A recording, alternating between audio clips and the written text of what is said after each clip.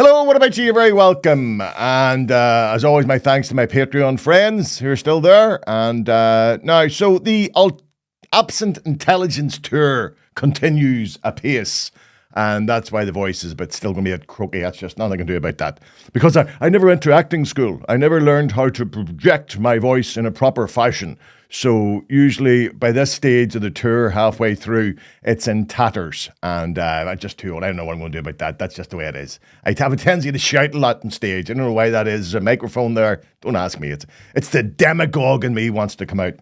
So it's going well. And we're halfway through now. But on Wednesday, just past, I got a message from Terry McHugh, my wingman. And he was asking me what time we were starting in Downpatrick the coming Friday. There's Friday past. I answered him, asking if he was off his meds, as I was certain we only had one show this week in Armagh. Now, on double checking, I discovered he was right, which means if he hadn't contacted me, I'd have been sitting at home with a cup of tea as a full house was sitting in the theatre in Downpatrick. Waiting for me to arrive. This only proves what I've known for many years, namely that Mr. McHugh isn't just my opener, but he's now my unpaid carer. Now, the show in Patrick was great. My thanks to all who came. And Armagh, just Saturday night there, was a joy to play.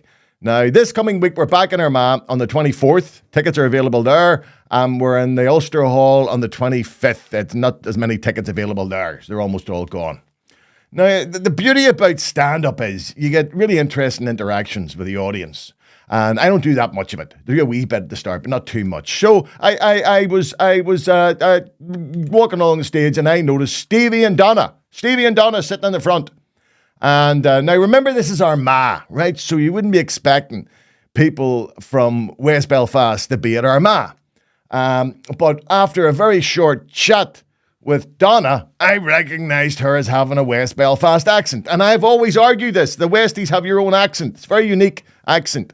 And the fact that I was able to correctly identify Donna as coming from West Belfast proves my point once and for all. Now, here's what happened. Okay, I'm going to play what happened. But this carries a strong language warning. Okay, this is live stand-up. So if you happen to be a sensitive wee soul, this isn't for you. Just flick on to whatever's coming next. Good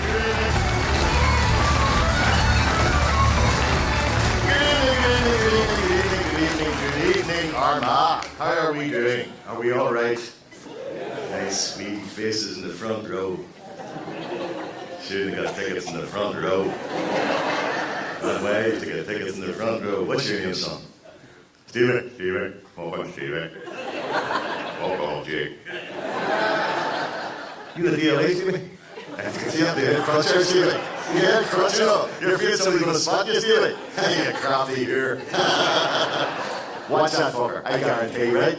See when he come in, I bet you get the crutch in the right hand. See when he goes out? I bet he forgets the crutch altogether. See after him. Take the fucking crutch. Will you take the crutch? Is it supposed to be that? You're very welcome, Stevie. And who's the beautiful lady with you? Joanne? Donna! Fucking Donna! Kentucky! What part of West Belfast are you from? You're on the time. Do you see how I was able to work out it? Donna! It's unreasonable, Donna! I always tell Westies have a unique accent. Westies talk, it's... Be careful because there's two fucking nannies in.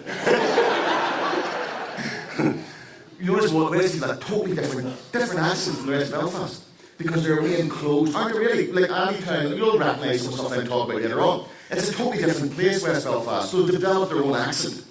And they have a tendency to accentuate words what do not need to be accentuated.